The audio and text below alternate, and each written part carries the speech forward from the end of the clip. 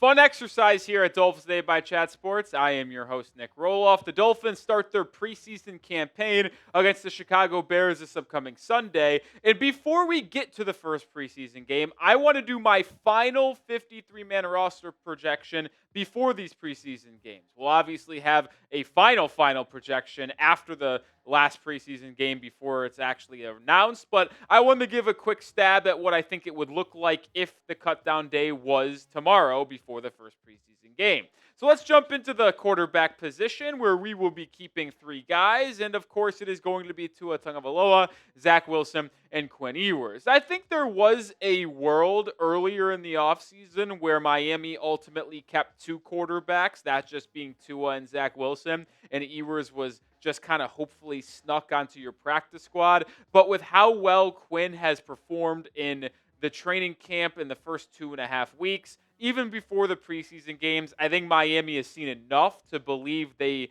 have something here worth at least developing and keeping around on the 53-man roster. So you will see these three guys on the 53-man when it is announced. Well, make sure you are subscribed to the channel because we will have daily content, but we will also be live on Sunday for the Dolphins' first preseason game against the Chicago Bears. This is our thumbnail, so if you see it, that means we're live. Click on it and join us. We're going to be live 1 hour before the game, so 12 p.m., noon Eastern Time, 11 a.m. Central Time. Subscribe and join to the channel. It's going to be a lot of fun. At running back, I'll keep it the same. It's going to be these five guys, 4 running backs, 1 fullback. Alec Ingold is on concussion protocol right now, but he is going to be ready for the season, so he'll be on the 53-man roster, not IR. The rookie out of Oklahoma State, Ollie Gordon, will make it as your 4th RB. You have Madison, Jalen Wright, and Devon Achane. I just don't see a world where Alexander Madison is cut, especially with how well he has played so far in training camp. I know ESPN's depth chart or in 53-man projection before training camp got started had Madison off of the list. Yeah, I don't see that happening. These 5 will be on the 53-man roster.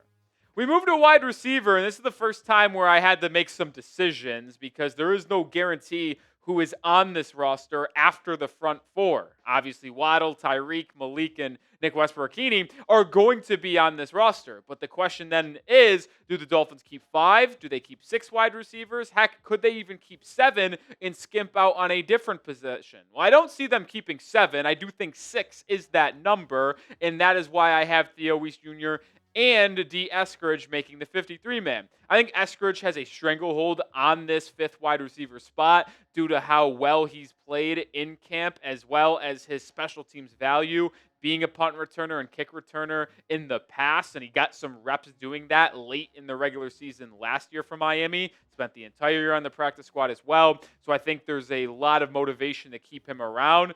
Vying for that final wide receiver spot on my 53-man was Tahj Washington, Theo Wease Jr., and Eric Ezukanma. All 3 of them have had good moments in camp to this point, but with Theo Wease Jr. being a UDFA, I actually give him the edge for that because I'm just much more intrigued to see what we can develop there over a guy like Ezukanma who's been in this organization for multiple years. I know it'd be tough to give up on Tahj Washington this quickly, but I would hopefully sneak him onto your practice squad. He'd be one guy that I would prioritize trying to get to your P squad.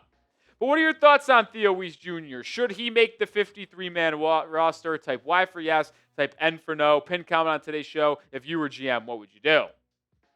Segue over to tight end now, and there's a notable name not on this tight end list. Well, not notable in terms of his play, notable from Dolphins fans. I got Waller making it, even though I do not think that's a guarantee. I actually believe there is only one roster lock at the tight end position, and ironically enough, it's Pharaoh Brown because he's been very solid throughout camp receiving, but he's also one of the better inline blocking tight ends Miami has. So if the Dolphins keep 3 tight ends, which is the bare minimum of what they've done with Mike McDaniel at the helm, Pharaoh Brown will be one of them. Everybody else, I think, could actually be argued. I'll keep Tanner Conner. He's made a lot of plays in the receiving game, and I know this puts you at an interesting spot because you only have one true blocking tight end out of these 3 because Conner and Waller specialize in receiving more than blocking.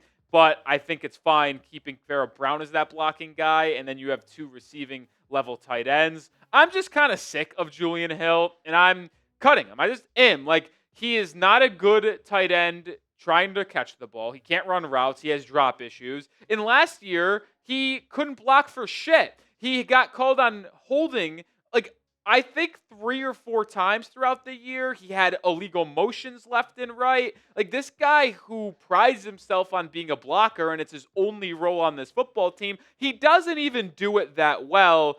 I don't need to see more of him. Let's move on. Go with Tanner Conifer-Brown and Darren Waller.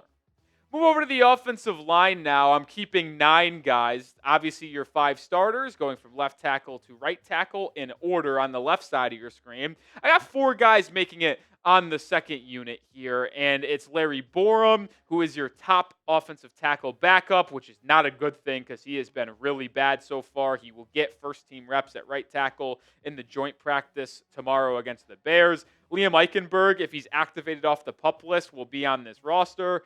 Daniel Brunskill, who was signed right before camp, I would love to keep him around. Versatile interior offensive lineman. Keon Smith has been one of the top backup tackles other than Larry Borom. Not that he's been that good, but certainly better than the rest. So keeping him would make a lot of sense. Now, if you're looking at a notable cut here, UDFA second-year guy Andrew Meyer is a player that I would like to keep, but he's kind of banged up right now. Maybe Miami puts him on one of those IR slots. You get 2 of them at the beginning of the year, and you keep him around, but there's no guarantee on that. I think 9 offensive linemen is the sweet spot. To be honest, there's not a reason to keep a lot of depth pieces because they all kind of stink, but those are my 9.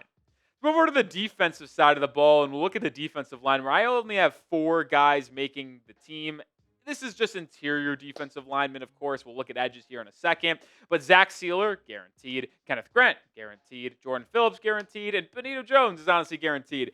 If there is going to be something that gets shaken up, it would have to be one of these other interior defensive linemen just flashing out of the scene. I'm skimping out on this position just slightly, keeping 4 rather than 5 because I wanted to keep an extra wide receiver, making that 6. I also wanted to keep an extra player in the secondary, which we'll get to here in just a second, as well as the edge room. So there was decisions. It's not just the defensive line room.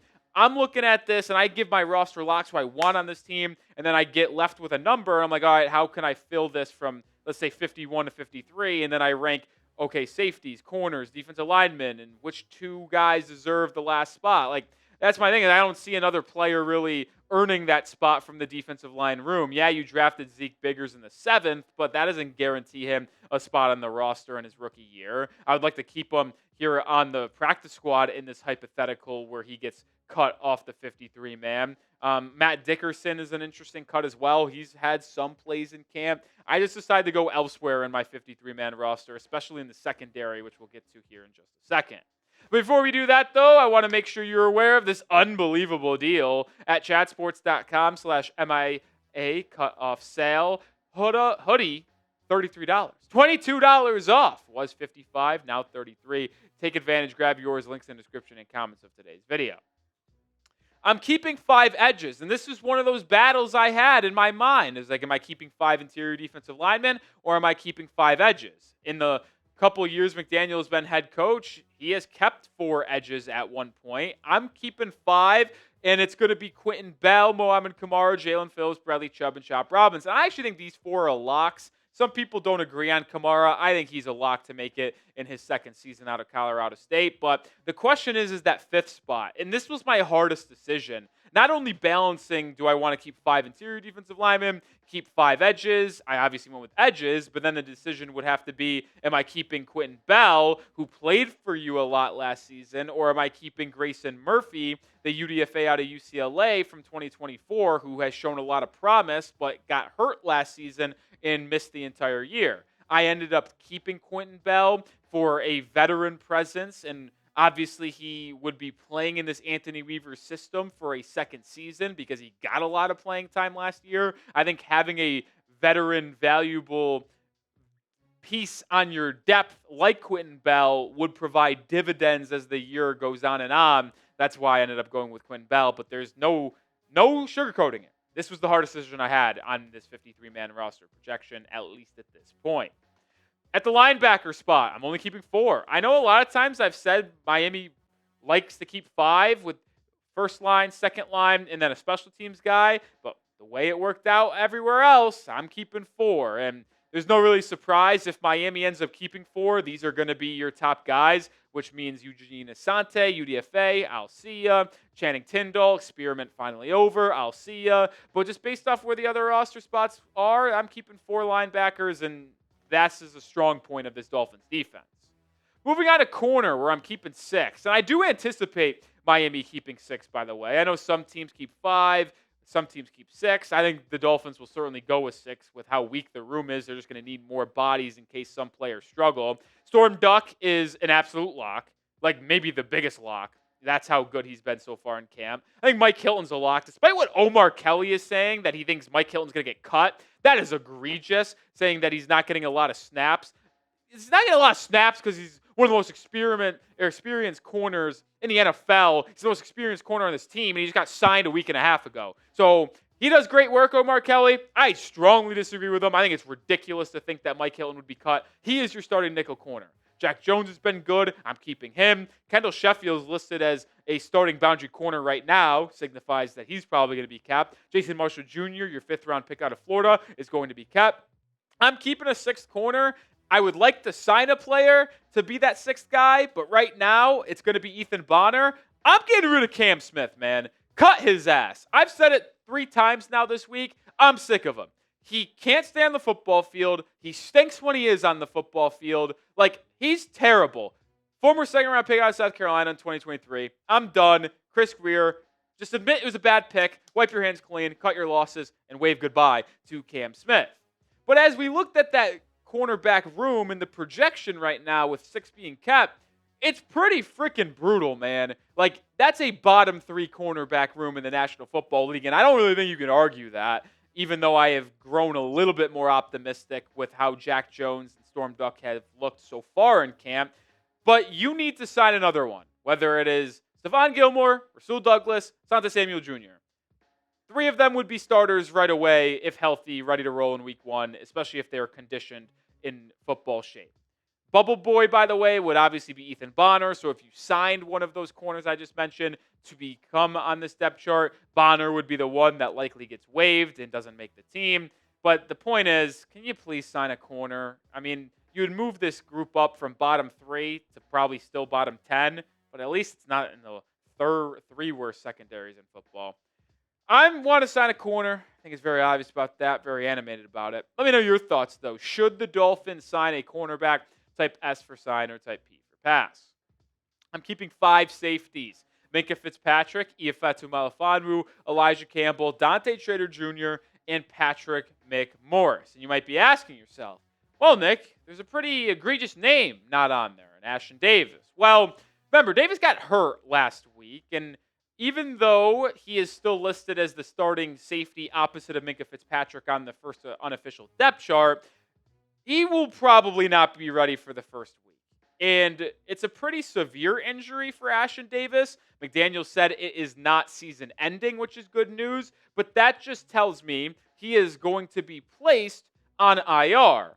And remember, you can place 2 people on IR right as the roster cutdown day happens that isn't out for the year, but just misses at minimum 4 weeks. Because if you place a player on IR now, done for the year, season over. But when it comes to roster cutdown day, you can put 2 players on IR and keep them out for 4 weeks and then bring them back after the fact. I think Ashtyn Davis will, without a doubt, be one of those guys, which is why I'm not going to put him on the 53-man roster initially. He's there, but he's just injured and probably will miss some time. And Patrick McMorris says thank you very much, by the way. The 2nd-year, 6th-round pick out of Cal, I thought was on the outside looking in, but with the injury to Davis, he gets bumped up to that 5th safety. I do believe Miami will likely keep 5 guys with the question marks around Dante Trader Jr., him not being that healthy. Do you really trust Elijah Campbell to hold it down as the depth at safety? I'm not so sure. So, yeah, I would keep McMorris as a 5th safety. And then to round out the 53-man roster projection, we go to special teams where your kicker is Jason Sanders. I have Ryan Stonehouse at punter and Joe Cardona as your long snapper. And when we look at the Stonehouse versus Jake Bailey thing, I can't believe this is a competition. Jake Bailey is one of the most overrated and shitty punters in the National Football League, in my opinion. I don't think he's very good. And you could save $1.9 million in cap space by releasing him right now. So I don't know why we're not doing that, to be honest.